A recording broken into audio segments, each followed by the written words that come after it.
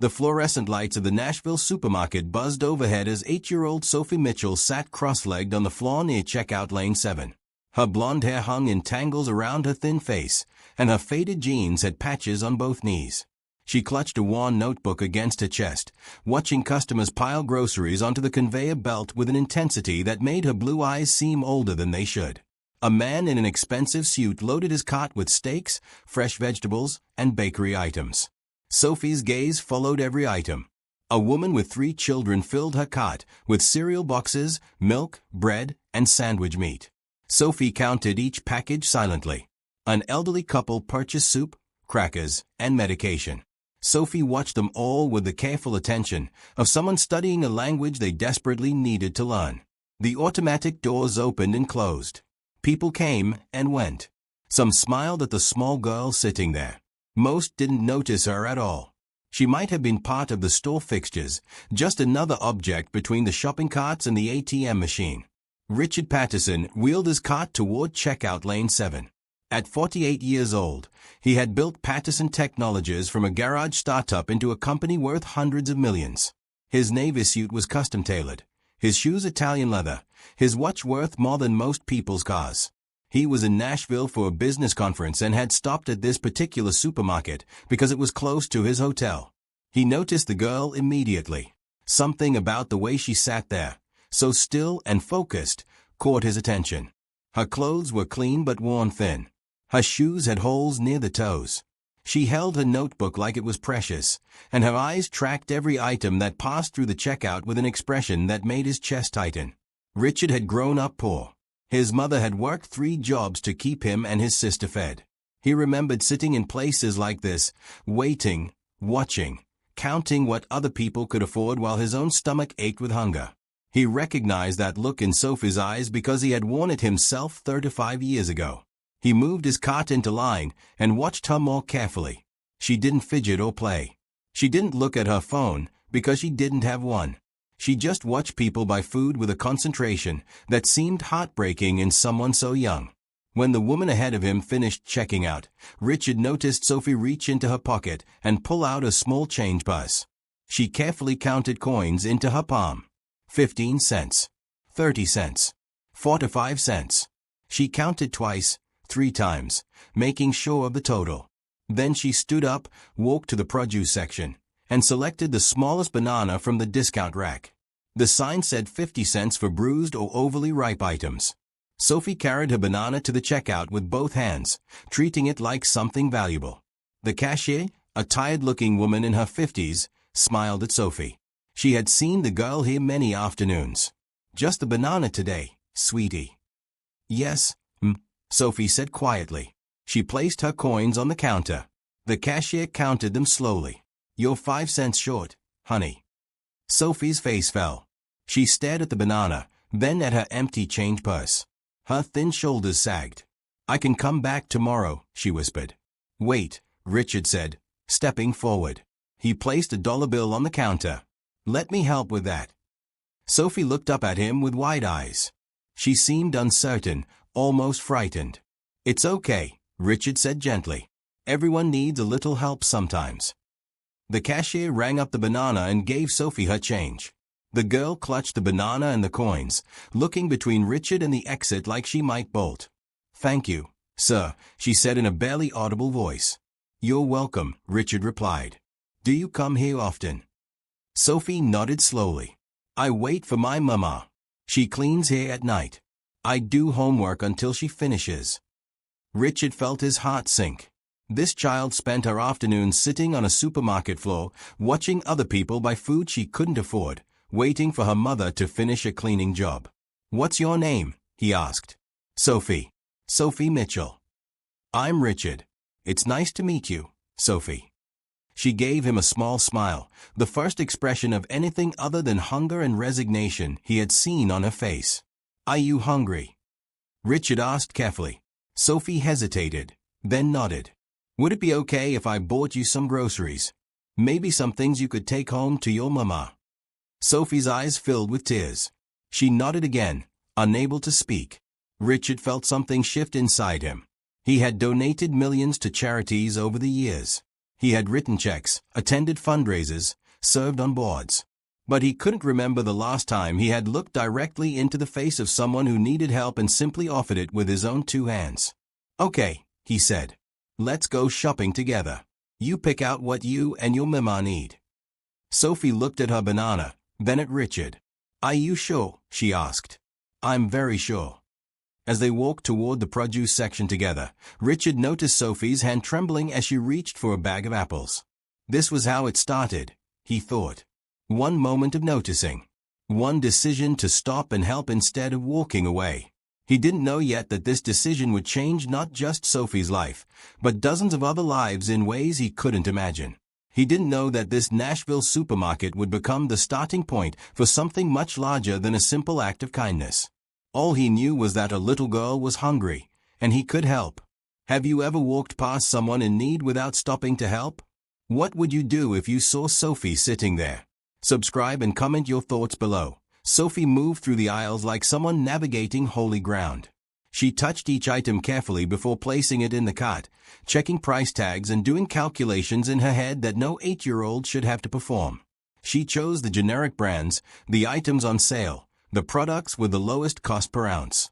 Richard watched her select a loaf of bread, compare 3 different prices, and choose the cheapest option even though it was nearly stale. She picked pasta because it was filling. She chose peanut butter because it had protein. She avoided the meat section entirely because even the cheapest cuts seemed too expensive. "Sophie," Richard said gently, "you can choose anything you want. Price doesn't matter today." She looked at him with confusion. "But it always matters." "Not today. Today, let's get what you actually want to eat, not just what costs the least."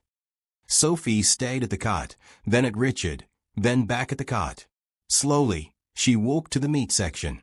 She selected a package of chicken breast, held it for a moment, then put it in the cart like she was performing an act of rebellion. They continued shopping. Sophie added fresh vegetables, milk, cheese, eggs, and cereal. She chose a jar of spaghetti sauce and a block of cheddar. She picked out orange juice and yogurt. With each item, she looked at Richard as if expecting him to change his mind and tell her to put things back. He never did. When the cart was full, Richard asked, "Where's your mama now?" "She's sleeping at home. She worked last night here at the store. Then she has another job this afternoon at an office building. Then she comes back here at 8 tonight. So she works 3 jobs." Sophie nodded. "What about your father?" "He left when I was 5. Mama says he couldn't handle being poor. She says some people break when things get hard." The matter-of-fact way Sophie said this made Richard's throat tighten. This child had learned lessons about abandonment and hardship that most people didn't face until adulthood. "Do you eat dinner every night?" he asked. "Sometimes. Mostly I eat at the food bank on Tuesdays and Thursdays. Mama saves those meals for me because she knows I'll get something good there. Other nights, we split whatever we have." Richard added more items to the cart without asking. Snacks for Sophie's backpack. Sandwich supplies for school lunches. Fruit that would last through the week. At the checkout, the total came to $237. Sophie gasped when she saw the number. "That's too much," she whispered. "It's exactly right," Richard replied, handing his credit card to the cashier. Tom Bradley, the store manager, had been watching from his office. He came out now, curious about the well-dressed man buying groceries with the little girl who usually sat alone by checkout 7. "Everything okay here, Sophie?" Tom asked. "Yes, sir, Mr. Bradley. This man is helping me and Mama." Tom looked at Richard with a mixture of suspicion and hope. He had worked at this supermarket for 20 years and had seen Sophie and her mother struggle for the past 2 years since her father left. "Jennifer Mitchell is a good employee," Tom said carefully. "She works hard. Never complains." "I'd like to meet her," Richard said. "Would that be possible?" "She sleeps from 8 in the morning until 2 in the afternoon. Then she works downtown until 7. Then she's back here from 8 until midnight." Richard did the math. Jennifer Mitchell slept 6 hours, worked 18 hours, and somehow took care of a daughter in between. "Can you give her my card?" Richard asked, pulling out a business card with his personal cell phone number written on the back. "Tell her I'd like to talk about helping her family." Tom took the card and read it. His eyebrows shot up. You're Richard Patterson? The tech company? Yes. And you want to help Jennifer? I want to help both of them. Tom looked at Sophie, who was carefully loading groceries into bags like they might break. He looked at Richard's expensive suit and sincere expression. He made a decision. I'll call her now. She needs to hear this when she wakes up, not wait until tonight. Thank you, Richard said. Tom went to his office and made the call. Richard helped Sophie carry the grocery bags to the parking lot. His rental car was a luxury sedan that probably cost more than Jennifer made in a year. Where do you live? Richard asked. Maple Gardens Apartments. Building C, number 14. Would your mama be upset if I drove you home with these groceries? Sophie considered this. I think she would cry, she said honestly. But good crying, not sad crying. Then let's go. They drove through Nashville streets, past neighborhoods that shifted from prosperous to struggling in the space of a few blocks. Maple Gardens Apartments was a complex of faded brick buildings surrounded by cracked parking lots. Kids played basketball on a makeshift court. Laundry hung from balconies. Richard carried most of the bags, while Sophie led him to apartment 14. The door had chipped paint and a loose handle. Sophie knocked because she didn't have a key. A woman opened the door. Jennifer Mitchell looked exhausted even though she had just woken up. She was thin, with blonde hair like Sophie's and the same blue eyes. At 32, she looked 40. Her face showed the wear of someone who had stopped sleeping properly years ago. She saw the groceries, saw her daughter, saw the stranger in the expensive suit, and her expression shifted through confusion to worry to something like hope. Ma, Sophie said, this man helped us. He bought food. So much food. Jennifer's eyes filled with tears. She looked at Richard with a mixture of gratitude and fear. I can't pay you back, she said immediately. I don't want you to, Richard replied. May I come in? I'd like to talk to you about something. Jennifer stepped aside, and Richard entered a small apartment that was spotlessly clean but nearly empty. There was a couch that had been repaired with duct tape, a small TV on a milk crate, a table with 2 chairs. Everything was organized and tidy, but there was almost nothing here. They put the groceries away in a kitchen that had almost no food in the cabinets. Jennifer moved mechanically, still processing what was happening. When the bags were empty, Richard sat at the small table and gestured for Jennifer to join him. Your manager Tom called you, he asked. Yes. He said a miracle walked into the store. I'm not a miracle. I'm just someone who saw your daughter watching people buy food and realized she was hungry. Jennifer closed her eyes. A tear ran down her cheek. I'm doing my best, she whispered. I know you are. Tom told me you work 3 jobs. Sophie told me you save food bank meals for her. You're doing more than your best. You're doing the impossible. Then why does it feel like I'm failing her every single day? Because you're one person trying to do the work of 3 people. Because the system is broken. Because sometimes life is unfair and people need help. Jennifer looked at him directly now. What do you want from us? I want to help you. No strings attached. No expectations. I want to make things better because I can and because it's the right thing to do. Nobody does that. There's always a catch. My mother raised me alone.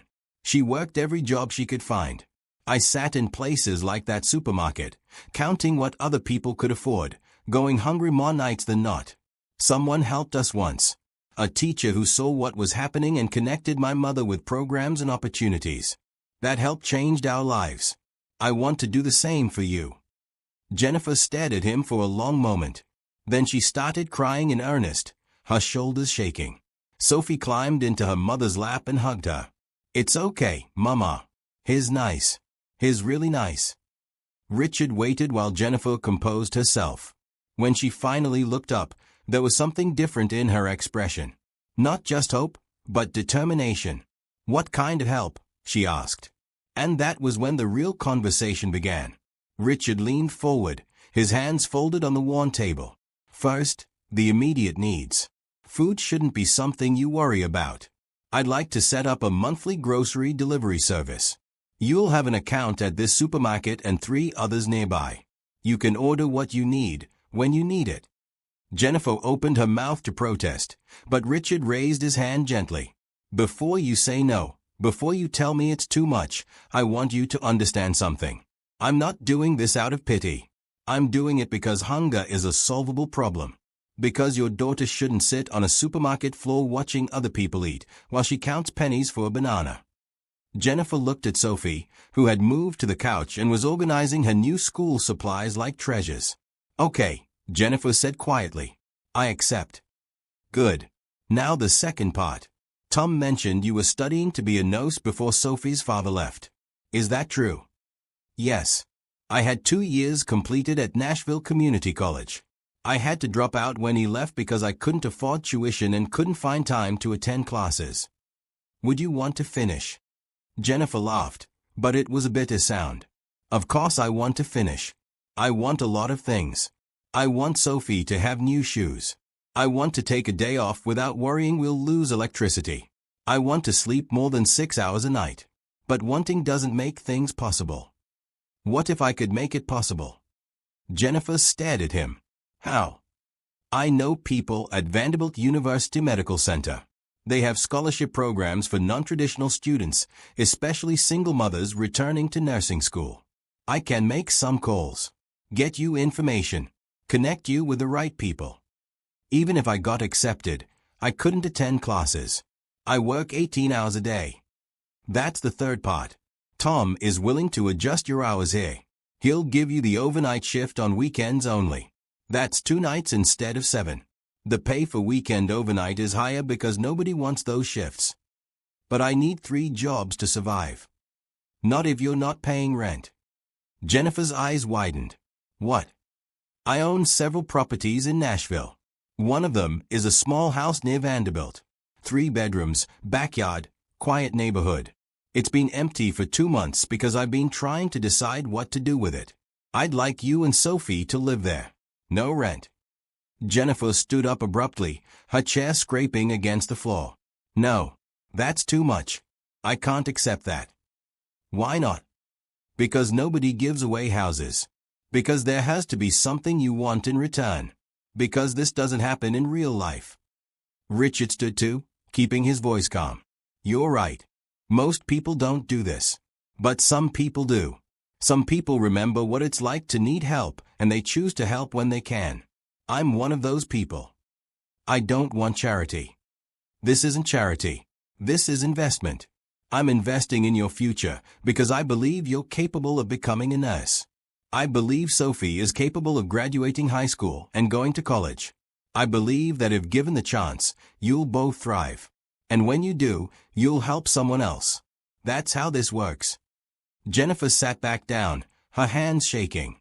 I don't understand why you're doing this. Because I can. Because it's right. Because I saw Sophie's face and remembered my own face at her age. Because maybe I'm supposed to be in Nashville this week for a business conference, but maybe I'm really here to meet you too. Sophie had been listening from the couch. She walked over and took her mother's hand. Mama, can we say yes? Please. Jennifer looked at her daughter's hopeful face. She thought about the holes in Sophie's shoes, the empty refrigerator, the fear that kept her awake during the 6 hours she was supposed to be sleeping. If I say yes, if I accept this help, what do you expect from me? Graduate nursing school. Get a good job. Take care of Sophie. And someday, when you're stable and successful, help someone else who needs it. That's all. That's everything. Jennifer took a deep breath. She was so tired of fighting alone. So tired of failing despite working harder than anyone she knew. So tired of watching Sophie do homework by supermarket checkout counters. Okay, she whispered. Yes, we accept. Richard smiled, and it transformed his face from a successful businessman into someone Sophie's mother could trust. Good. We'll start the paperwork for the house this week. I'll contact Vanderbilt tomorrow. Tom will adjust your schedule by the end of the month. The grocery service will start immediately. I need to do something in return. I can't just take all this without giving anything back. Then succeed. That's what you can give back. Over the next 2 hours, Richard learned more about Jennifer's struggles. She talked about the divorce, the court battles over child support that her ex-husband simply ignored by moving out of state. She talked about the 3 minimum wage jobs that barely covered rent and utilities. She talked about Sophie sleeping in a sleeping bag because they couldn't afford a bed frame. She talked about missing parent-teacher conferences because she was working and crying in bathroom stalls between shifts because she felt like she was drowning. Richard listened to all of it. He made notes on his phone. He asked questions about what would help most. When Sophie fell asleep on the couch, exhausted from the emotional day, Jennifer walked Richard to the door. "Why, Sophie?" she asked quietly. "You must see struggling families everywhere. Why stop for us?" Because she was sitting there watching people buy food with the same expression I used to have. Because I could help and chose not to walk past. That's all it ever is. Just a decision to stop instead of walking away. "I'll make you proud," Jennifer said. "You already have." Richard left the apartment and drove back to his hotel. He sat in his car for a while, thinking about the chain of events that had led him to that supermarket today. The conference he almost didn't attend. The hotel he picked randomly. The decision to buy groceries instead of ordering room service. He pulled out his phone and called his wife, Patricia. "I found something today," he told her. "Someone to help. A family that reminds me of us when we were young." Patricia knew that tone in his voice. She had been married to Richard for 23 years and knew he still carried the memories of childhood poverty like scars. "Tell me about them," she said. Richard talked for 30 minutes, describing Sophie and Jennifer and the apartment with almost nothing in it except determination and love. "Bring me to Nashville," Patricia said when he finished. "I want to meet them. I want to help too." "I was hoping you'd say that." That night, in the apartment at Maple Gardens, Jennifer sat at her kitchen table looking at the full cabinets and refrigerator. Sophie slept peacefully for the first time in weeks, her stomach full of a real dinner. Jennifer thought about Richard's offer. The house, the scholarship, the schedule change. It all seemed impossible, like winning a lottery she hadn't known existed. But she had said yes. She had accepted help instead of drowning in pride. And maybe, just maybe, that was the bravest thing she had ever done. She pulled out the business card Richard had left. Patterson Technologies CEO. She looked him up on her phone and saw articles about his wealth, his success, his company. Photos of him at charity events and business conferences. Then she found a different kind of article. A profile piece from 5 years ago about his childhood. His single mother. The poverty. The help from a teacher that changed everything. Jennifer read the article twice, then put down her phone. Richard wasn't pretending to understand. He really did understand. He had lived this life. He remembered hunger and fear and uncertainty. And he had chosen to help them anyway. For the first time in 3 years, Jennifer allowed herself to hope that things might actually get better. She cried again, but this time the tears were different. These were tears of relief. 2 weeks later, Jennifer and Sophie moved into the house near Vanderbilt. It was a modest 3-bedroom home with a fenced backyard and maple trees lining the quiet street. Compared to their apartment, it felt like a mansion. Sophie had her own bedroom with actual furniture. Richard and Patricia had filled it with a bed, desk, dresser, and bookshelves. Jennifer's bedroom had similar furnishings. The living room had comfortable couches and a real television. The kitchen had been stocked with dishes, cooking supplies, and enough food to last a month. Patricia Patterson had taken charge of the move with the efficiency of someone who understood what struggling families needed. She was a tall woman with kind eyes and silver hair she wore in a practical bun. She had grown up poor like Richard and had worked as a social worker before retiring to focus on their family foundation. "This is your home now," Patricia told Jennifer as they unpacked boxes. "Not temporary housing. Not a favor that can be taken away. Your home." Sophie ran through the house touching everything, hardly believing it was real. She had a closet full of new clothes that Patricia had selected. She had school supplies organized in her desk. She had a backyard where she could play. "Mama, can we get a dog someday?" Sophie called from the back porch. Jennifer laughed, actually laughed, for the first time in months.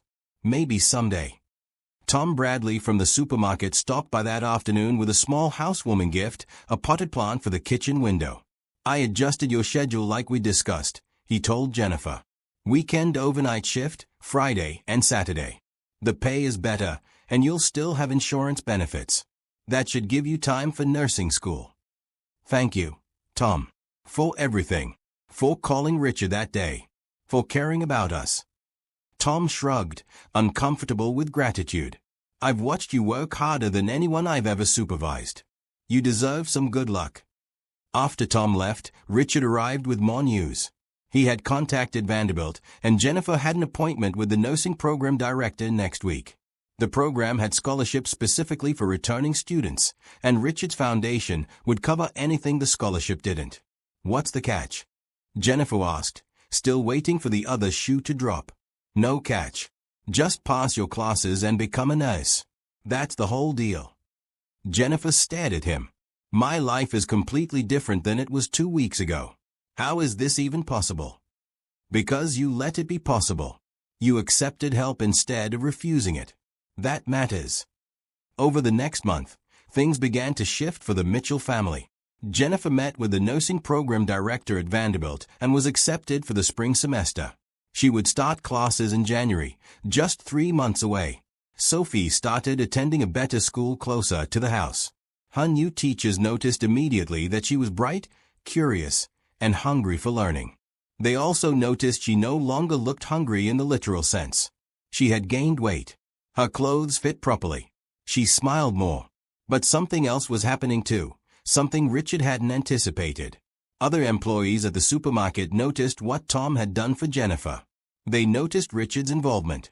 They started talking about the Mitchell family and how things had changed. A cashier named Rachel brought Sophie books our own children had outgrown. A stock clerk named James taught Jennifer how to use online tools for nursing school. The pharmacy tech offered to help Sophie with math homework. The deli manager sent home meals at the end of Jennifer's shifts. The supermarket became more than just a workplace.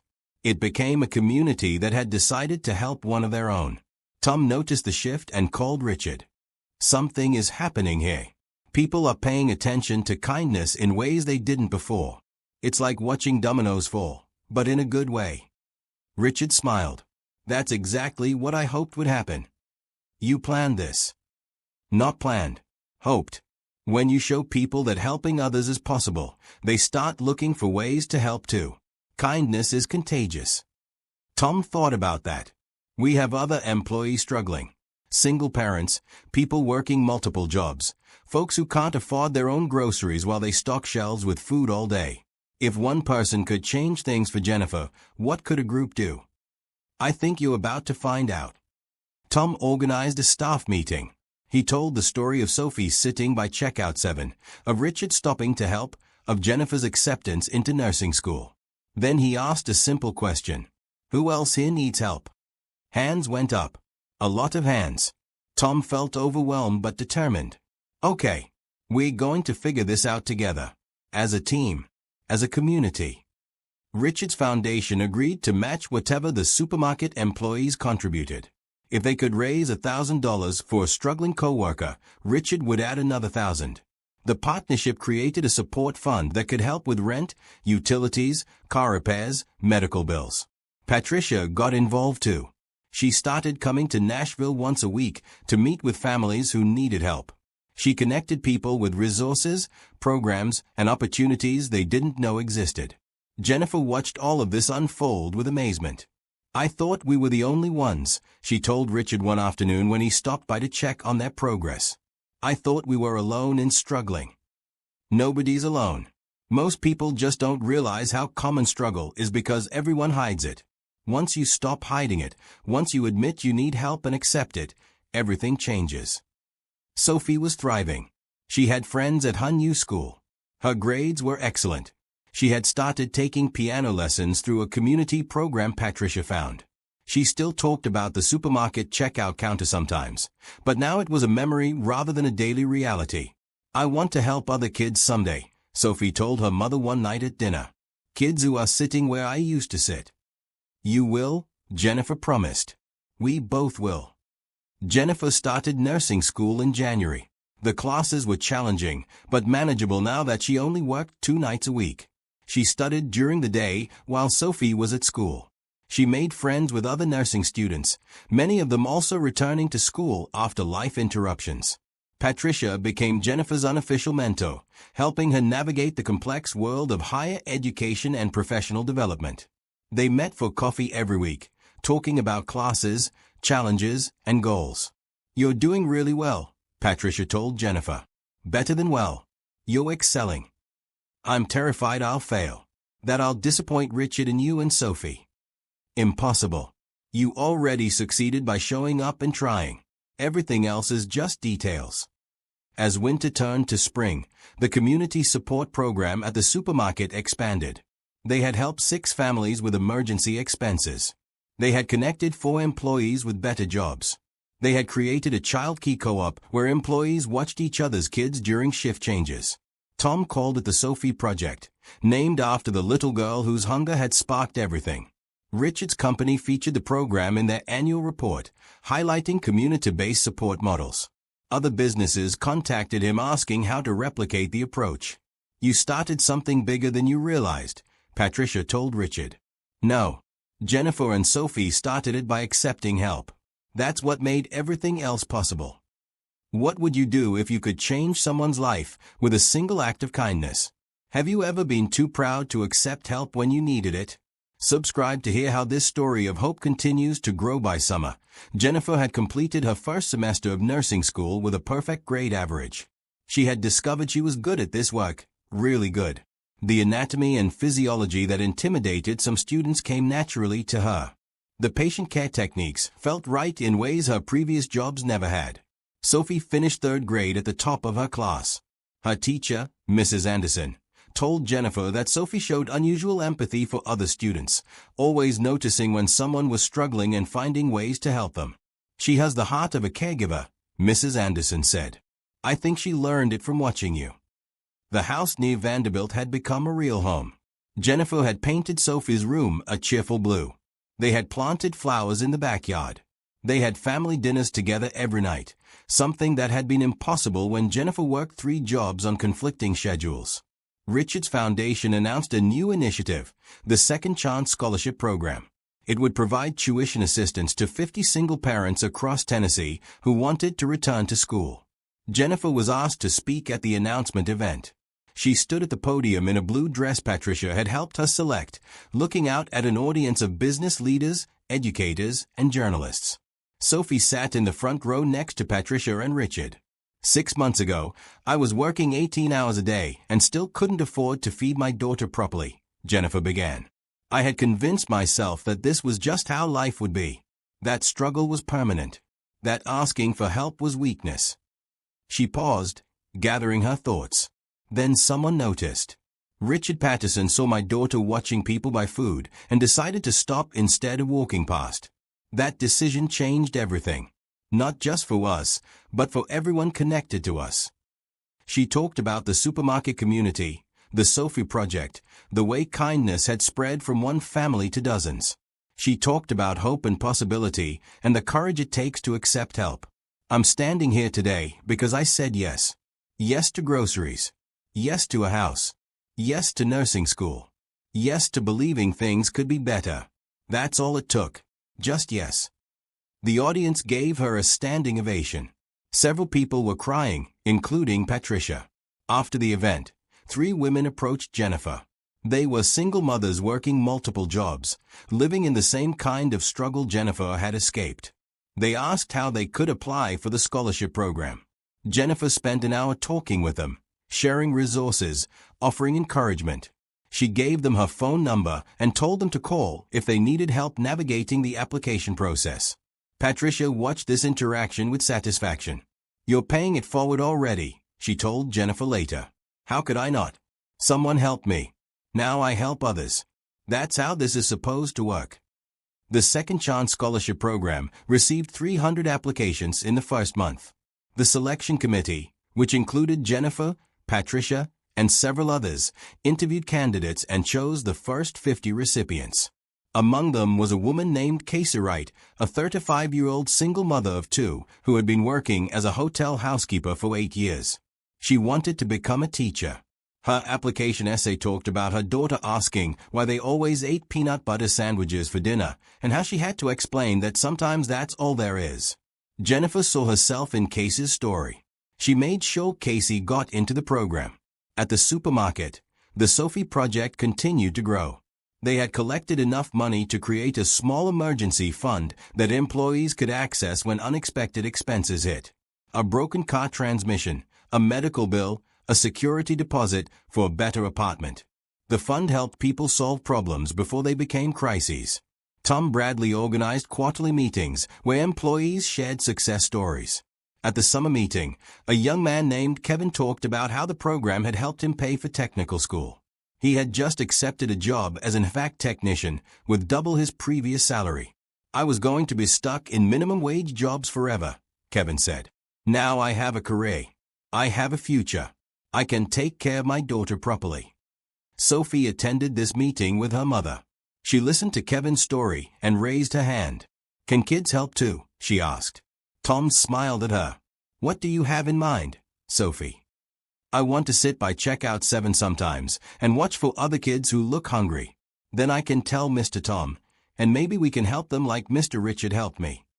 The room went silent. Then someone started clapping. Then everyone was applauding this 8-year-old girl who wanted to turn her own pain into purpose. "I think that's a wonderful idea," Tom said, his voice rough with emotion. Sophie became the unofficial greeter at Checkout 7 every Saturday morning. She sat there with a book and watched customers. When she saw children who looked hungry or worried, she would tell Tom. They developed a system where Tom would quietly offer the family a gift card to help with groceries. Some families accepted immediately. Some were hesitant. Tom learned to be patient, to explain that the community wanted to help, that accepting help wasn't weakness. In the first month of Sophie's watch, they helped 4 families. In the second month, 7. Word spread that the supermarket on West End Avenue was different somehow, that they noticed people in need and actually did something about it. Richard visited Nashville more frequently now, drawn by the expanding impact of what had started as a simple decision to help one family. His company board meetings often included updates about the Second Chance Scholarship Program and the Sophie Project. Some board members questioned whether this was appropriate use of company resources. Richard reminded them that Patterson Technologies had been built on the principle that success creates responsibility, that wealth without purpose is empty. "We're not just making money," Richard told his board. "We're making a difference. If you can't see the value in that, then maybe this isn't the right company for you." One board member resigned. The others doubled down on support. Patricia suggested they expand the program to other cities. Richard agreed but wanted to do it carefully, with the same community-based approach that made Nashville successful. They chose Austin next, then Portland, then Boston. In each city, they found a grocery store willing to host a Sophie project. They trained managers, connected with local foundations, and provided seed funding. The key was always the same. Find one family in need. Help them visibly and substantially. Let the community see that change is possible. Then watch kindness spread. Jennifer finished her summer semester with another perfect grade average. She had one more year until graduation, then the nursing licensure exam. She had already been offered a position at Vanderbilt Children's Hospital, starting after she passed her boards. "You're going to make it," Patricia told her. "All the way through. You're going to become a nurse and help people for the rest of your life." "I already am helping people," Jennifer said. "Every time I talk to another single mother, every time I encourage someone to apply for the program, I'm doing the work Richard and you did for me." That's exactly right. Sophie turned 9 in August. For her birthday, she didn't want toys or party. She wanted to volunteer at the food bank where she used to go with her mother. Jennifer took her there on a Saturday. Sophie helped sort donations, pack boxes, and carry bags to people's cars. She talked to other kids who looked like she used to look, hungry and tired and worried. "It gets better," Sophie told a little girl about her age. "My mama got help and now we have enough food. Your mama can get help too." The little girl's mother overheard and started crying. Sophie hugged her without hesitation. "It's okay to cry. My mama cried too when we got help. Then things got better." Jennifer watched her daughter comfort a stranger and felt her heart expand with pride. This was what Richard and Patricia had given them. Not just food and housing and education, but the capacity to help others. The understanding that receiving help wasn't the end of the story, it was the beginning. That night, Sophie asked her mother a question. When you're nice, you'll help people every day, right? That's right. Will you help people like us? People who don't have enough money. Especially people like us. Good. Because they need help the most. Jennifer thought about how far they had come in 8 months. From a supermarket floor to a real home. From 18-hour workdays to nursing school. From desperation to hope. All because one person stopped walking past. All because they said yes to help. All because kindness was contagious and love was stronger than struggle.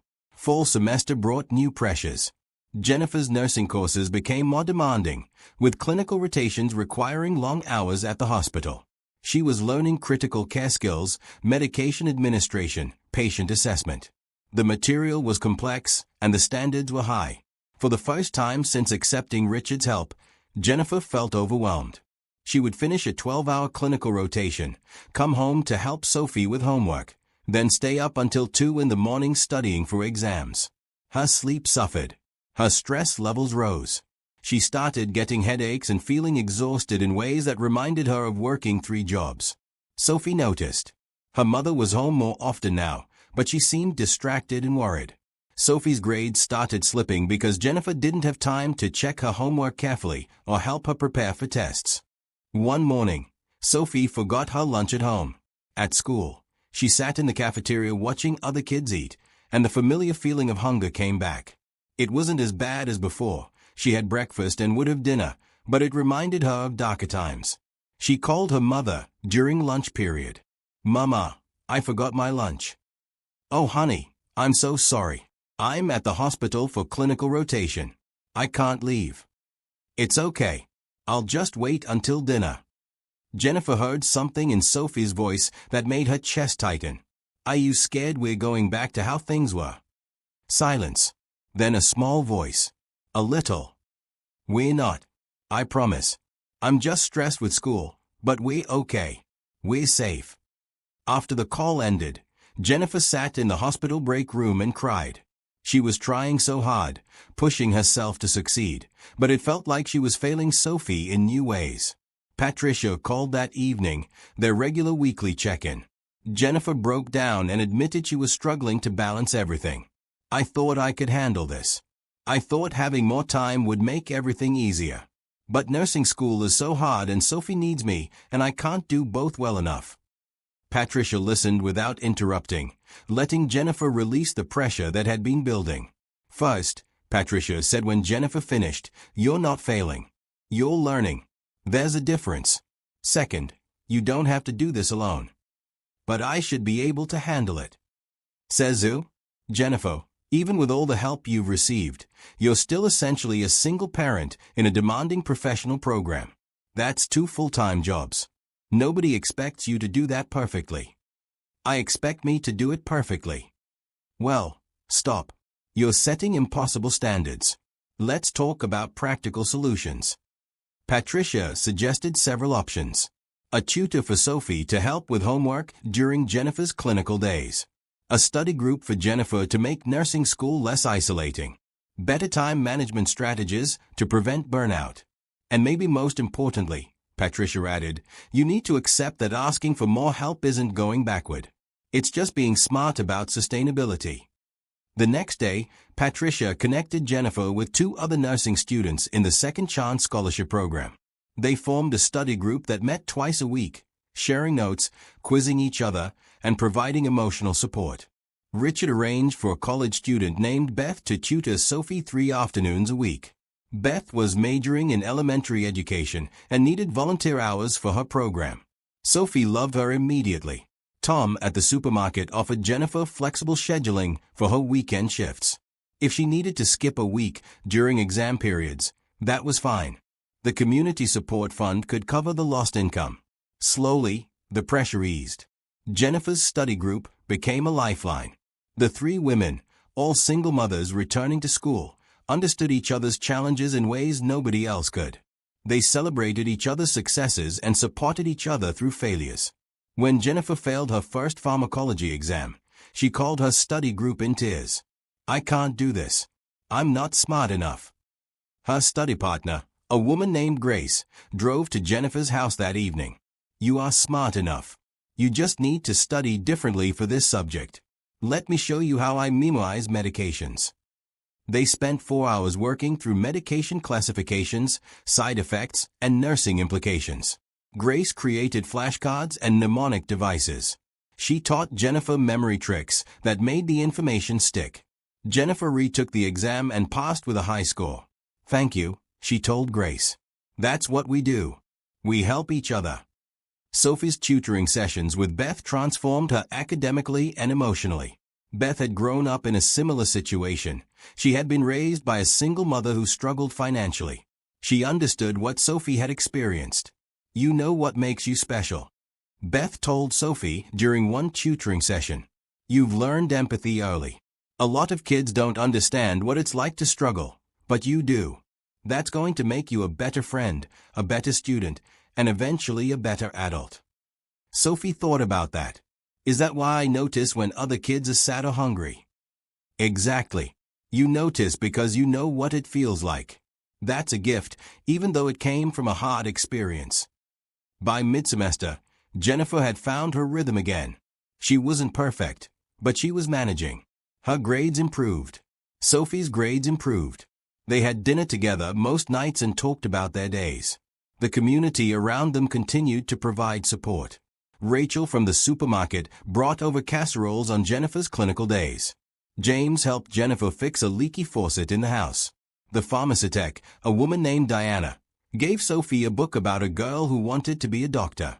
These were small acts of kindness, but they added up to something larger.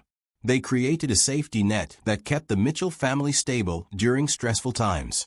Richard visited Nashville in November and took Jennifer and Sophie to dinner.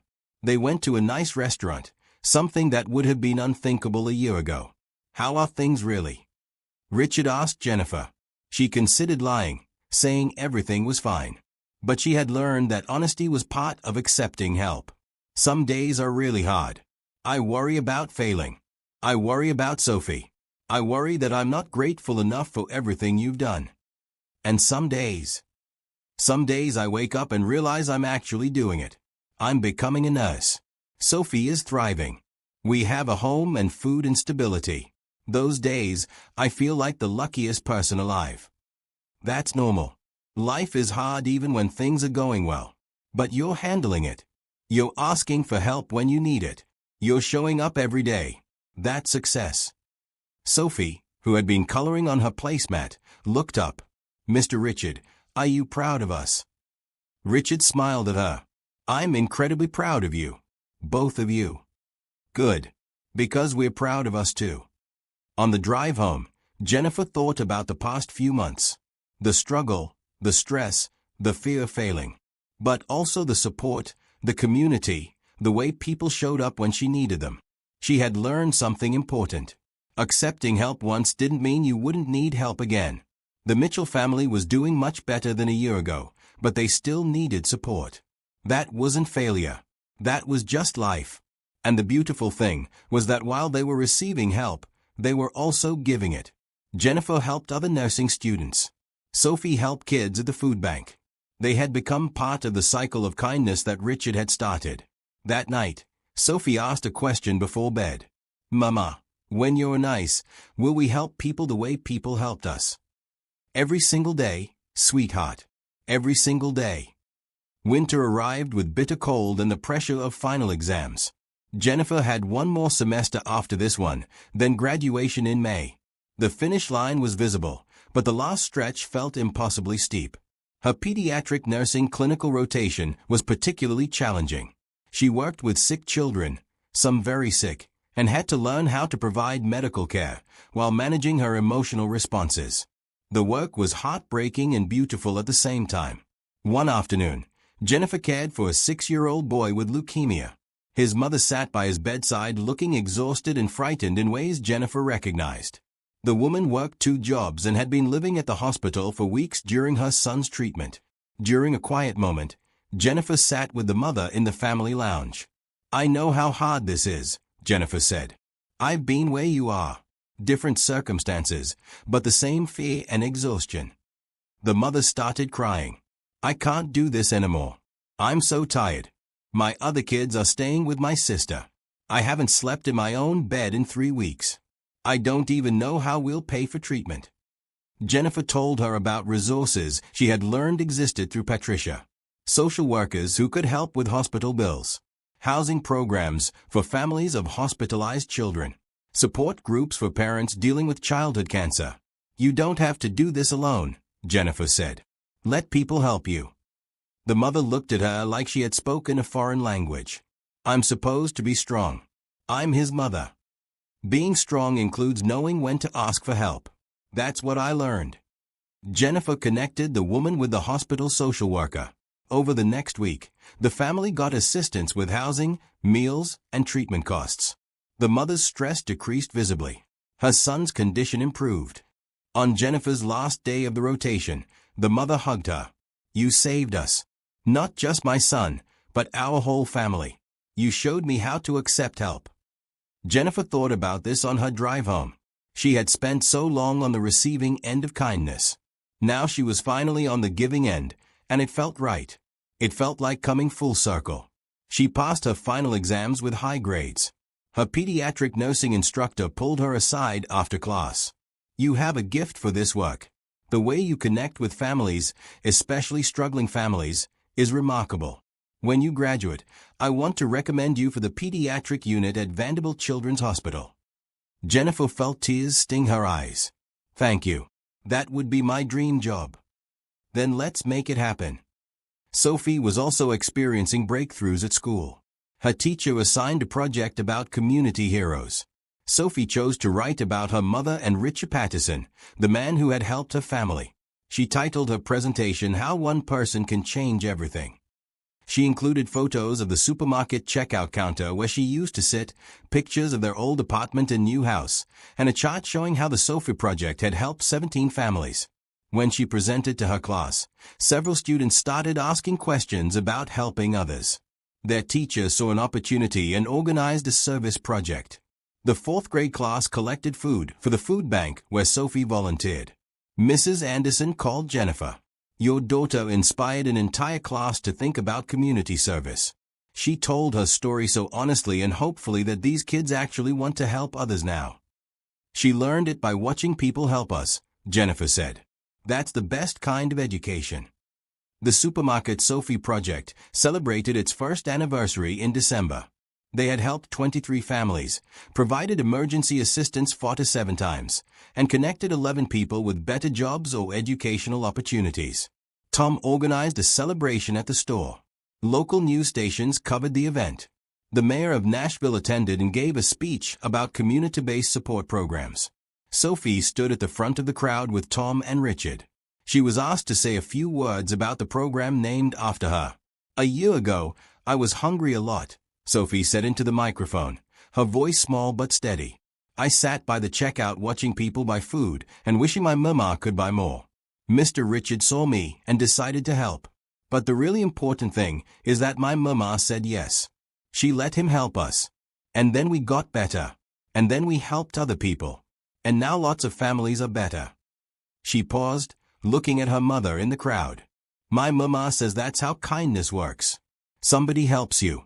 Then you help somebody else. Then they help someone else. It just keeps going forever. So if you need help, say yes. And if you can help someone, do it. That's all. The applause was thunderous. Several people were crying, including Richard and Patricia. After the event, a reporter asked Richard why he had started this program. I didn't start it. Sophie and Jennifer started it by being brave enough to accept help. I just happened to be the person who stopped walking past. But this, he gestured at the crowd of families who had been helped, this is all of them. They created a community that cares for each other. As winter turned toward spring, Jennifer entered her final semester of nursing school. The end was close enough to taste. She had clinical rotations in the cardiac unit and emergency department. She had comprehensive exams covering everything she had learned over 2 years. She had job interviews lined up at Vanderbilt Children's Hospital. Patricia helped her prepare for interviews, practicing answers to common questions and selecting professional outfits. They worked on Jennifer's resume, highlighting her clinical experience and community involvement. "You're going to do great," Patricia said. "You've worked harder than anyone I know. You've overcome more obstacles than most people face in a lifetime. Any hospital would be lucky to have you." Jennifer's final clinical rotation was in the emergency department. It was chaotic, demanding, and exhausting. She loved it. She thrived in the fast-paced environment, thinking quickly, prioritizing care, working as part of a team. Her supervising nurse told her she was a natural. "You stay calm under pressure. You connect with patients quickly. You advocate for vulnerable populations. These are skills you can't really teach. Either you have them or you don't. You have them." In March, Jennifer received a formal job offer from Vanderbilt Children's Hospital. Pediatric unit, full-time position with benefits, starting salary of $58,000 a year. She called Patricia first, then Richard, then Tom. Everyone celebrated with her.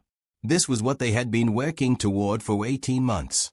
This was the payoff for all the help, all the support, all the belief that things could be better. That night, Jennifer sat with Sophie on the back porch of their house.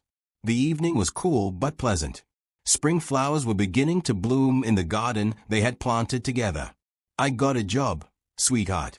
A real nursing job. We're going to be okay. Better than okay." Sophie hugged her mother tight. "I knew you would do it. I always knew." "How did you know?" "Because you never gave up. Even when things were really hard, you kept trying. That's what heroes do." Jennifer thought about the word hero. She didn't feel like a hero. She felt like someone who had been lucky enough to receive help and smart enough to accept it. But maybe that was heroic in its own way. Maybe surviving and thriving despite obstacles was a kind of heroism. Maybe asking for help was braver than struggling alone. She looked at her daughter, at their home, at the life they had built with the help of good people who cared. "We did it," Jennifer whispered. "We sure did, Mama. We sure did." May arrived with sunshine and celebration. Jennifer Mitchell sat in the graduation ceremony for Vanderbilt University's School of Nursing wearing a royal blue cap and gown. In the audience, Sophie held a sign that said, "That's my mama," with sparkles and hearts. Richard and Patricia sat with Sophie, along with Tom Bradley and several employees from the supermarket. Grace and the other women from Jennifer's study group sat nearby with their families. Beth, Sophie's tutor, took photos with her phone. When Jennifer's name was called, the entire section erupted in cheers. She walked across the stage, accepted her diploma, and allowed herself a moment to simply feel the weight of what she had accomplished. 2 years ago, she had been working 18-hour days and couldn't feed her daughter properly. Now she was a registered nurse with a job waiting for her at a prestigious children's hospital. After the ceremony, there was a reception. Jennifer found herself surrounded by people who had supported her journey. Rachel from the supermarket brought cupcakes. James gave her a card signed by every employee. Diana handed Sophie a book about famous nurses throughout history. "You're part of history now too," Diana told Jennifer. "You're proof that the system can work when people help each other." Richard and Patricia pulled Jennifer aside for a private conversation. "We're proud of you," Richard said. "Not just for graduating, but for how you've handled this entire process. You worked hard, asked for help when needed, supported others along the way. You did everything right. I couldn't have done any of it without you." "No, you couldn't have," Patricia said honestly. "But we couldn't have done what you did either. We provided resources. You did the actual work. Those are both important." Richard handed Jennifer an envelope. "This is from the foundation. A graduation gift." Inside was a check for $10,000 and a letter explaining that it was a grant to help her get established in her new career. Work clothes, transportation costs, childcare if needed, savings for Sophie's future education. Jennifer stared at the check. "This is too much." "It's exactly right. You're about to start a career helping others. We want to make sure you start from a stable position." Sophie ran over with her face covered in cupcake frosting. "Mama, everyone wants to take pictures with us." They spent an hour taking photos. Jennifer with her study group, all of them graduates. Jennifer with the supermarket employees who had become her extended family. Jennifer with Richard and Patricia, the people who had changed everything. Jennifer with Sophie, the reason for everything. As the reception wound down, Tom pulled Jennifer aside. I have something to tell you. The Sophie Project is expanding to 12 new cities this year. Richard's Foundation is funding it, but they want you to be involved. They want you to tell your story at launch events, help train people who will run the programs. Are you interested? Yes. Absolutely yes. It won't pay much, just speaking fees, but it's a chance to help more families like yours. I don't care about the money. I want to help. That evening, Jennifer and Sophie had a quiet dinner at home. They ordered pizza, something that used to be an unaffordable luxury. They sat in their backyard under the maple trees and talked about the day. What was your favorite part? Jennifer asked. All of it, but especially seeing you happy. You smile a lot now, Mama. Jennifer realized Sophie was right. She did smile more. She felt lighter, more hopeful, more secure. The constant anxiety that had defined their lives for years had faded into something manageable. I'm starting my new job next week. You know what that means. What? It means we made it. We actually made it all the way through. Sophie raised her juice cup. To making it. Jennifer clinked her glass against Sophie's cup. To making it. And to everyone who helped us. The next week, Jennifer started work at Vanderbilt Children's Hospital. She wore new scrubs that Patricia had helped her select, bright colors that made the kids smile. She learned the routines of the pediatric unit, met her colleagues, and began caring for patients. On her third day, she was assigned to a 10-year-old girl with diabetes. The girl's mother was a single parent who worked at a fast food restaurant. She looked exhausted and overwhelmed, struggling to understand the complex care instructions for managing her daughter's condition. Jennifer saw herself in this woman. She saw the fear, the fatigue, the desperate desire to do right by her child despite limited resources. I'm going to help you, Jennifer told the mother. Not just with medical care, but with everything. Let me connect you with some resources. She spent extra time with the family, explaining diabetes management in simple terms. She connected them with the hospital social worker. She told them about the Sophie Project and how they could get support from the community. Why are you doing all this? The mother asked. You're just a nurse. This isn't your job. Actually, it is my job. My job is taking care of families, not just patients. And I know what it's like to need help. Someone helped me once. Now I help others. That's how this works. The mother cried and hugged Jennifer. Thank you. Thank you so much. That night, Jennifer told Patricia about the experience. I felt like I was finally doing what I'm supposed to do, using my skills and my experience to help families like mine. That's exactly what you're supposed to do. That's why we invested in you. Not just to create one successful nurse, but to create someone who would help many others. Over the next few months, Jennifer became known at the hospital for her work with struggling families. She volunteered to serve on committees addressing health disparities. She created a guide for connecting low-income families with community resources. She mentored other nurses on how to address social needs alongside medical needs. Her supervisor called her in for a meeting 3 months after she started. Jennifer, your patient satisfaction scores are the highest in the unit. Your clinical skills are excellent. But what's really remarkable is how you've changed our culture. The whole unit is paying more attention to families' social needs because you've shown them how to do it effectively. I just do what was done for me. That's what makes it authentic. You're not following a textbook approach. You're drawing from lived experience. That matters. Jennifer thought about this conversation as she drove home. She had worried that her past poverty and struggles would be limitations in her career. Instead, they were strengths. They help her connect with patients and families in ways others couldn't. Sophie was also paying kindness forward in her own way. Now 10 years old and in 5th grade, she had started a lunch buddy program at her school. Students who couldn't afford lunch were quietly matched with students who brought extra food to share. The program was Sophie's idea, developed after she noticed a classmate who never ate during lunch period. I remembered what it felt like to be hungry, Sophie told her principal. I don't want anyone at our school to feel that way. The principal approved the program and helped Sophie organize it. Within a month, 15 students were participating, making sure no one went hungry. Mrs. Anderson, who was still at the school, called Jennifer. "Your daughter is special. She's taken her own painful experiences and turned them into compassion for others. That's remarkable for someone her age." "She learned it from the people who helped us," Jennifer said. "No, she learned it from watching you accept help and then give it back. You taught her that by example." In September, Richard's Foundation hosted a conference about community-based support programs. Jennifer was asked to be the keynote speaker. She spoke to an audience of non-profit leaders, business executives, and government officials about the Sophie Project and how it had transformed not just her family, but an entire community. "The key is making help acceptable," Jennifer said.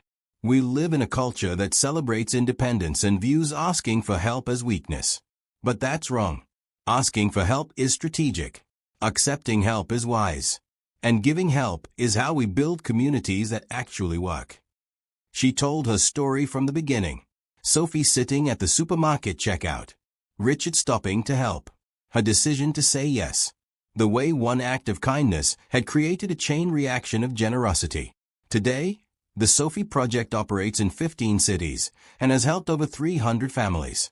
But it started with one man seeing one hungry child and deciding to do something about it. That's all it takes. Notice someone in need. Offer help. Accept help when it's offered. Then pay it forward. Keep the cycle going. The audience gave her a standing ovation. Afterward, dozens of people approached her asking how to start similar programs in their communities. Jennifer realized she had found her calling. She would continue working as a nurse, helping families at the hospital. But she would also become an advocate for community support programs, spreading the model that had saved her own family. She called Richard that evening. "I think I know what I'm supposed to do with my life. Not just nursing, but advocacy, teaching other people how to help." "I was hoping you'd figure that out," Richard said. "You're the perfect person to do it because you've lived both sides. You know what it's like to need help and what it's like to give it. Will you help me?" "Of course. That's what we do. We help each other." 2 years after graduation, Jennifer had established herself as both a skilled pediatric nurse and a passionate advocate for community support programs. She worked full-time at the hospital and spent her free time speaking at conferences, training people who wanted to start their own versions of the Sophie Project and mentoring families in crisis. The original Sophie Project in Nashville had helped 47 families achieve stability. 12 of those families had members who went on to higher education. 8 had started small businesses. All of them were paying kindness forward in various ways. Casey Wright, one of the Second Chance Scholarship recipients Jennifer had helped select, graduated with her teaching degree and got a job at Sophie School. She taught 3rd grade and made a point of noticing which students came to school hungry or wearing clothes that didn't fit properly. "I know the signs because I lived them," Casey told Jennifer. "And I know how to help because you showed me." Grace, Jennifer's study group partner, became a labor and delivery nurse. She specialized in caring for high-risk mothers from disadvantaged backgrounds, providing not just medical care, but emotional support and resource connections. "You taught me that nursing isn't just about clinical skills," Grace told Jennifer. "It's about seeing the whole person and addressing all their needs." Sophie was now 12 years old and in 7th grade. She continued her lunch buddy program and had added a homework help initiative where older students tutored younger ones struggling academically. She talked about wanting to be a doctor someday so she could help families like Hayes used to be. "I want to be the kind of doctor who sees people, not just symptoms," Sophie told her mother. "Like you're the kind of nurse who sees families, not just patients." Jennifer and Patricia had developed a close friendship that went beyond mentorship. They met weekly for coffee, talking about work, family, and the expanding network of people they were helping together. "Do you ever think about how unlikely all this was?" Patricia asked during one meeting. Richard happened to go to that specific supermarket on that specific day. He happened to notice Sophie. Everything that came after was built on that one moment of attention. "I think about it all the time," Jennifer admitted. "If he had walked past, if I had been too proud to accept help, if any number of things had gone differently, we'd still be struggling. Maybe we'd have given up entirely. But you didn't. And that's what matters." In November, Jennifer received an unexpected call from a television producer. They wanted to do a documentary about the Sophie Project and the families it had helped. They wanted to film Jennifer at work, interview Richard and Patricia, talk to people whose lives had been changed by the program. It's a chance to show people that change is possible, the producer said. That helping your neighbor isn't just nice, it's transformative. Jennifer agreed to participate. Over the next 3 months, camera crews filmed at the hospital, the supermarket, and various homes of families helped by the program. They interviewed Sophie, now articulate and poised despite her age, talking about hunger and hope with equal clarity. The documentary aired in March on a major streaming service. It was titled Sophie's Story: How One Act of Kindness Changed Everything. The response was overwhelming. Thousands of people contacted Richard's Foundation asking how to start similar programs. Donations poured in. People shared their own stories of struggling and being helped, or of helping others and watching communities transform. The documentary sparked a national conversation about poverty, support systems, and the power of community-based solutions. Jennifer was invited to appear on morning talk shows and news programs. She always brought Sophie with her, letting her daughter share her perspective as someone who had lived the transformation. "A lot of kids are hungry right now while we're sitting here," Sophie said on one program. "If everyone watching just noticed one hungry kid and helped, we could fix this. It's not complicated. It just takes people deciding to care." The video clip went viral. The phrase "just noticed one hungry kid" became a social media movement. People started sharing stories of helping neighbors, co-workers, and strangers. They used the hashtag inspired by Sophie's words to connect and encourage each other. Richard's Foundation couldn't keep up with the demand for information about starting community support programs. They hired additional staff, created training materials, and developed a network of advisors including Jennifer to help new programs launch successfully. Tom at the supermarket found himself hosting visitors from across the country who wanted to see how the original Sophie Project operated. He gave tours, shared lessons learned, and emphasized the importance of treating people with dignity while offering help. "The key is making help feel normal, not shameful," Tom told one group of visitors. "We don't make a big deal about it. We just notice when someone needs support, and we provide it quietly and respectfully." In May, on the 4th anniversary of Jennifer's graduation, Richard's Foundation announced a new initiative. The Sophie Education Fund would provide college scholarships to students who had been helped by Sophie Project programs in various cities. Sophie would be the first recipient when she graduated high school in 5 years. "You don't have to do that," Jennifer told Richard. "You've already done so much. We're not doing it for you. We're doing it for the next generation. For all the kids like Sophie who had hard starts but deserve the chance to succeed. Your daughter is going to do remarkable things with her life. We want to make sure she has every opportunity to reach her potential." That summer, Jennifer started a free clinic one evening a week for families who couldn't afford regular medical care. She partnered with other nurses from the Second Chance Scholarship Program and a few doctors who wanted to give back to the community. The clinic operated out of the same supermarket where the Sophie Project had started. They set up in the community room, seeing patients who needed basic care, prescriptions, or referrals to specialists. Sophie volunteered at the clinic, helping check patients in and keeping younger siblings entertained in the waiting area. "This is where it started, isn't it, Mama?" Sophie asked one evening as they packed up supplies. "This supermarket is where everything changed." "That's right. This is where Mr. Richard saw you and decided to stop. And now we're helping people here too. That's really cool." Jennifer looked around the community room. 4 years ago, she had walked into this building as a desperate single mother cleaning floors for minimum wage. Now she walked in as a nurse, advocate, and community leader providing care to others in need. The transformation was complete, yet ongoing. She was both the helped and the helper. She understood both sides because she had lived both sides. That night, driving home with Sophie, Jennifer thought about the concept of full circle. How receiving help had enabled her to give help. How her daughter had learned compassion by experiencing hardship. How one person's decision to stop and notice had created a movement affecting thousands of people. "What are you thinking about, Mama?" Sophie asked. "I'm thinking about how grateful I am For Mr. Richard and Ms. Patricia. For Tom and everyone at the supermarket. For all the people who helped us. And I'm thinking about all the people we get to help now. Because we know how it feels. Exactly. Because we know how it feels to struggle and how it feels to receive help. So we can give that gift to others. Sophie nodded, understanding in a way that most 12-year-olds couldn't. I'm glad we were poor for a while, Sophie said quietly. I mean, I didn't like being hungry. But I'm glad because now I can help other people who feel that way. If we had never struggled, I wouldn't understand. Jennifer felt tears sting her eyes. Her daughter had taken pain and transformed it into purpose. That was the real gift of everything they had been through. Not just survival, but the capacity to help others survive. Not just success, but the wisdom to lift others up. Not just receiving help, but understanding how to give it. The cycle of kindness was complete, but it would never end. It would just keep expanding, touching more lives, creating more hope, proving that one person noticing one struggling family could change the world. 5 years after that first day at the supermarket checkout, Jennifer stood in the parking lot of Maple Gardens Apartments looking at Building C.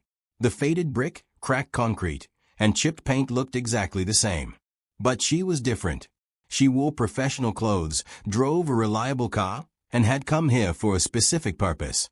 The apartment complex manager had called to say that a new family had moved into Unit 14, the same apartment Jennifer and Sophie had lived in years ago. The family was struggling in familiar ways. Jennifer knocked on the door. A tired-looking woman answered, her expression wary. Behind her, a little boy about 8 years old sat on the floor doing homework. Hello, I'm Jennifer Mitchell. I used to live here. I heard you just moved in, and I wanted to welcome you to the neighborhood. The woman, whose name was Rachel Henderson, looked confused but invited Jennifer inside. The apartment looked almost identical to how it had looked when Jennifer lived there. Sparse furniture, spotlessly clean, but clearly lacking the basics.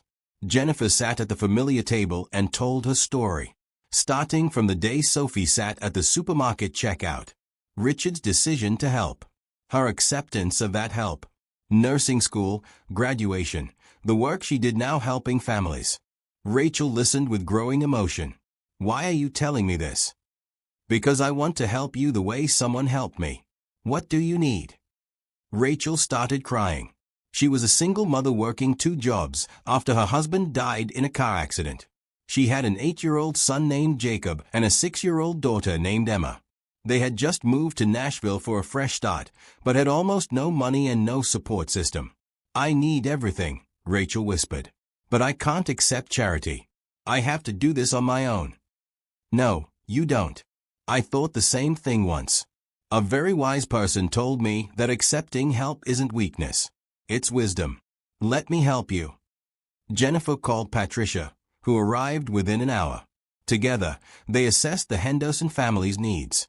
Food, which Jennifer arranged through the Supermarket Sophie project. Better employment, which Patricia connected to training programs. Childcare, which the community network could provide. Within 2 weeks, Rachel had a better job.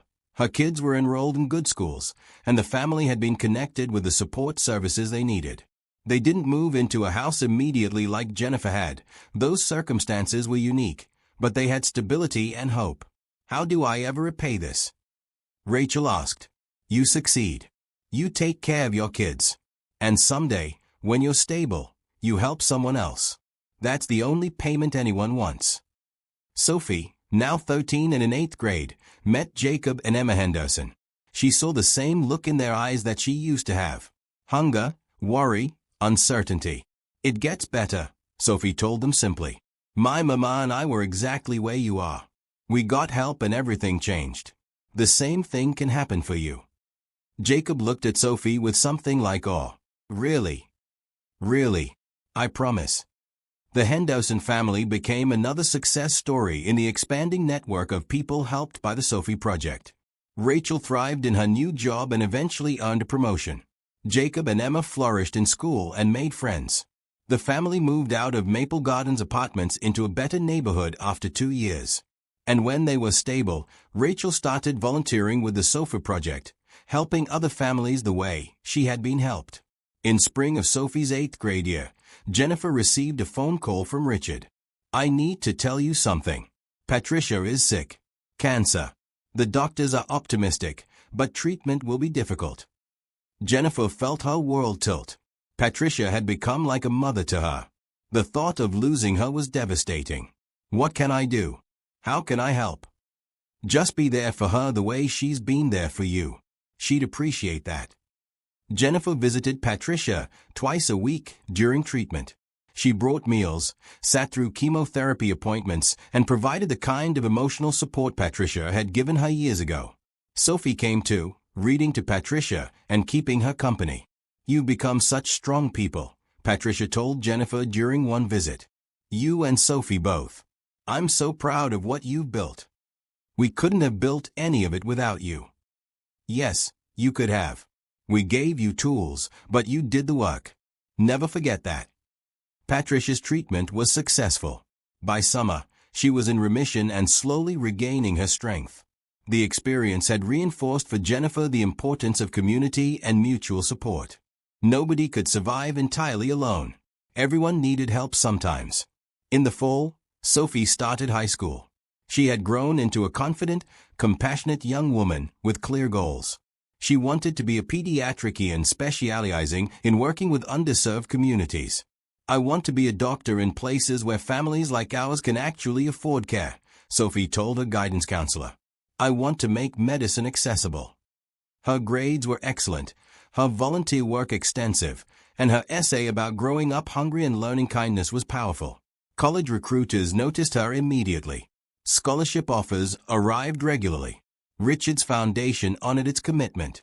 The Sophie Education Fund would cover whatever scholarships didn't, ensuring Sophie could attend any school she wanted without financial stress. On Sophie's 14th birthday, Jennifer threw a party at their house near Vanderbilt. The backyard was filled with people whose lives were connected through kindness. Richard and Patricia, healthy again and holding hands. Tom from the supermarket with several employees. Grace and other nurses from the Second Chance Scholarship Program. Casey Wright with her family. Rachel Henderson with Jacob and Emma. Dozens of others who had been helped or had helped others. Sophie stood on the back porch looking at the crowd. "Mama, all these people are connected because someone helped us." That's right. One act of kindness created this whole community. I want to keep it going. When I'm a doctor, I want to help more families. I want to create more of these connections. You will, sweetheart. You already are. As the party continued, Jennifer found herself standing next to Richard, watching Sophie talk animatedly with a group of younger kids about the importance of helping others. "Did you know it would turn into all this?" Jennifer asked. "When you saw Sophie at that checkout counter, did you know what would happen?" "No. I just knew I had to help. I didn't think past that first moment. But every good thing we've seen since then has come from that simple decision. Stop. Notice. Help. That's all it was." "That's everything," Jennifer corrected. Richard smiled. "You're right. It is everything." As the sun set over Nashville, Jennifer thought about the journey her family had traveled. From desperate poverty to stable success. From isolation to community. From receiving help to giving it.